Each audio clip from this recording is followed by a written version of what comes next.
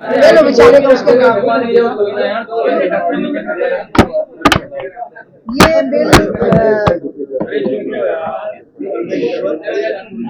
ये बिल 1996 में देवगौड़ा जी ने प्रस्तुत किया था। उस समय पे जैसे ही वो प्रस्तुत करने के लिए खड़े हुए, मैं साथ में खड़ी हो गई, क्योंकि बिल का ड्राफ्ट उसी समय हम लोगों के सामने पेश हुआ था। तो मैंने उनसे कहा कि जब तक आप इसमें एसटी, एससी और ओबीसी का स्पष्ट नहीं करते हैं, तब तक आप इस बिल को वापस ले लीजिए। और मैंने ये भी कहा कि एसटी और एससी को तो आप संवैधानिक अनिवार्यता के कारण दे देंगे, लेकिन ओबीसी महिलाएं पीछे छूट जाएंगी, इसलिए इसमें ओबीसी का प्रोविजन करिए और इस बिल को वापस लीजिए। देवगौड़ा जी ने मेरा सम्मान किया और बिल को ये कहते हुए वापस ले लिया कि मैं बिल को वापस लेता हूँ, स्टैंडिंग कमेटी को सौंपता हूँ। और सब कुछ इतना अचानक हुआ कि मेरी पार्टी के लोग भी नाराज हो गए और पूरा सदन नाराज हो गया। लेकिन अचानक सदन दो हिस्सों में बट गया इसी बात को लेकर। और जब सदन में हंगामा हो गया, अटल जी हमारे नेता थे, हम बाहर आ गए, तो मेरे साथ जॉर्ज आ गए, मुलायम सिंह जी की पार्टी के लोग आ गए, नीतीश कुमार जी आ गए, और हमारी पार्टी के लोग भी पिछड़े वर्गों के जो सांसद थे वो मेरे पास में आ गए। और अटल जी ने मुझे पूछा कि क्या हो गया बेटा। तो मैंने उनको बताया कि देश में पिछड़ी जातियों की संख्या सर्वाधिक होते हुए भी इस बिल में उसका प्रोविजन नहीं होना, ये देश की महिलाओं के लिए, पिछड़ी जाति की महिलाओं के लिए अच्छा संकेत नहीं है। तो जब आरक्षण में एक विशेष आरक्षण हो ही रहा है, तो फिर इसमें हम वो प्रोविजन भी कर सकते हैं, और आबादी के अनुपात में और रिजर्वेशन के अनुपात में हम ओबीसी को मंडल कमीशन के हिसाब से दे सकते हैं। मैंने यहाँ तक सुझाव दिया कि जो मंडल में मुस्लिम जातियां भी लिस्टेड हो गई हैं पिछड़ों में, उनकी महिलाओं को भी इसमें जगह मिल सकती है। तो इस बात पर जब स्टैंडिंग कमेटी को बिल गया, तो जॉर्ज साहब का प्रस्ताव था कि मुझे ही अध्यक्ष बना दिया जाए स्टैंडिंग कमेटी का, लेकिन चूंकि मैं एक पक्ष थी, एक पार्टी थी, मेरा एक मत था, इसलिए डॉक्टर कामरेड गीता मुखर्जी को उसका अध्यक्ष बनाया गया। और हर बार पार्टी के प्लेटफॉर्म पे मैंने मुद्दा उठाया और अटल जी और अडवाणी जी ने मेरा हमेशा साथ दिया। हर पार्टी की राष्ट्रीय कार्य समिति की बैठक में मैंने मुद्दा उठाया।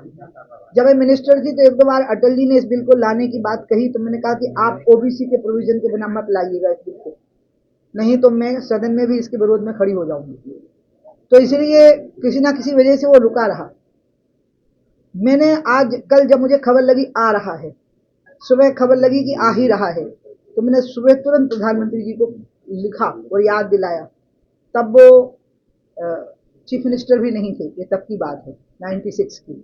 तो मैंने उनको पूरा याद दिलाया सदन का घटनाक्रम, और उनको कहा कि मैं आपको कई बार कैबिनेट में ये बात कह चुकी हूँ, क्योंकि कैबिनेट में भी महिला जो कैबिनेट मिनिस्टर थी वो कहती थी कि आप इसको ले आइए, तो मैं तुरंत कह देती थी प्रधानमंत्री जी ओबीसी वाले फैक्टर को अंदर करके ही इसको लाना ठीक रहेगा।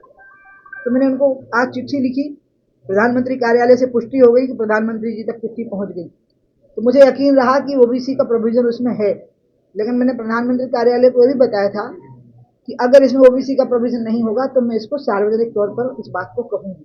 इसलिए मैं इंतजार कर रही थी कि शायद कुछ प्रोविजन की बात इसमें हो।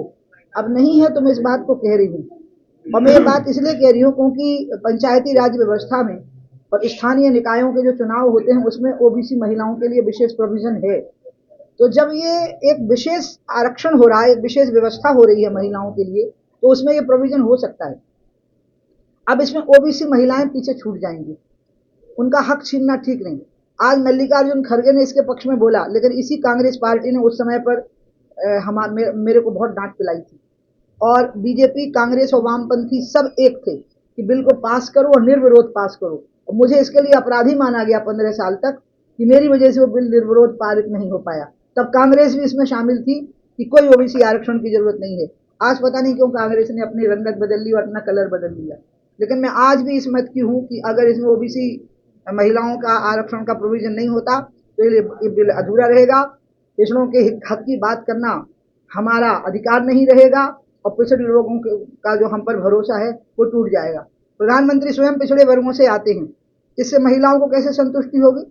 और जाति का संवेदनाओं से संबंध नहीं होता। अगर जाति का संवेदनाओं से संबंध होता तो महात्मा गांधी जी ने ही सबसे ज्यादा दलितों के हितों की बात कही थी। अगर बाबा साहब अम्बेडकर के बराबर ही किसी ने दलितों के हित की बात कही थी तो वो उस व्यक्ति ने कही थी जो स्वयं दलित नहीं था। इसलिए संवेदनाओं का जाति से संबंध नहीं होता। और संवेदनाओं से जातियों की संतुष्टि भी नहीं होती। जरूरी होता है कि उनको हक मिले, उनको अधिकार मिले। मध्य प्रदेश में भी मैं शिवराज जी को अब कहने ही वाली हूँ, तो ठीक है, दिल्ली में जो हो गया इसके खिलाफ अभी बात चलेगी, अभी अभियान चलेगा अभी आज से। लेकिन मध्य प्रदेश में जब आपने 50% आरक्षण की बात कही है तो दीजिए, और इस 50% आरक्षण में आप आधा हिस्सा निकालिए पहले बाहर, और उसमें एसटी, एससी और ओबीसी महिलाओं का प्रोविजन करके विधानसभा की सीटों को आप तय कर लीजिए। पहले पार्टी के लेवल पर तय कर लीजिए और दिखाइए, पहले अपनी पार्टी का चरित्र दिखाइए, उसका कैरेक्टर दिखाइए। इसके लिए जरूरी नहीं है कि तुरंत आरक्षण लागू करने की व्यवस्था हो। मन के अंदर अगर ये बात होगी तो ये हो भी सकता है, क्योंकि मध्य प्रदेश पूरे भारत का नाभिकीय केंद्र है, मध्य में है। यहाँ से ये बात शुरू होनी चाहिए और ओबीसी महिलाओं को यहाँ विधानसभा में 50% सीटें महिलाओं को मिलनी चाहिए, और उसमें एसटी, एससी और ओबीसी का जो हिस्सा है वो 50% होना चाहिए। और उस 50% में भी जिस प्रकार की हिस्सेदारी संवैधानिक व्यवस्था में है वैसी होनी चाहिए। और इसमें जो मुस्लिम तबके की वो महिलाएं जो मंडल कमीशन में चिन्हित हो गए हैं, मुस्लिम तबके पिछड़े वर्ग के तौर पर, जैसे सब्जी बेचने वाले हैं और अन्य जो मुस्लिम समाज के जो अति गरीब परिवारों के लोग हैं उसमें चिन्हित हो गए हैं, तो उनके परिवारों की महिलाओं को भी उसमें स्थान दिया जा सकता है। तो मैं प्रधानमंत्री जी से मैंने बहुत आग्रह किया है उस पत्र में, वो पत्र मैं आज आपके बीच में बांट रही हूँ। और मैंने हमेशा पार्टी के प्लेटफॉर्म से उठाया, और इसको पार्टी ने कभी मेरी बगावत नहीं माना, बल्कि अटल जी ने मेरी भावनाओं का बहुत सम्मान किया। क्योंकि मैंने अटल जी को, मैं अंत में खत्म कर रही हूँ आपके सवालों के लिए, मैंने ये कहा था कि आपकी 13 दिन की सरकार बन के रह गई, इसलिए तो देवगौड़ा जी की सरकार बनी, क्योंकि पिछड़ी जाति के लोगों ने आपका साथ नहीं दिया, वो आपका विश्वास नहीं करते, भरोसा नहीं करते। अगर आपको उनका विश्वास और उनका भरोसा जीत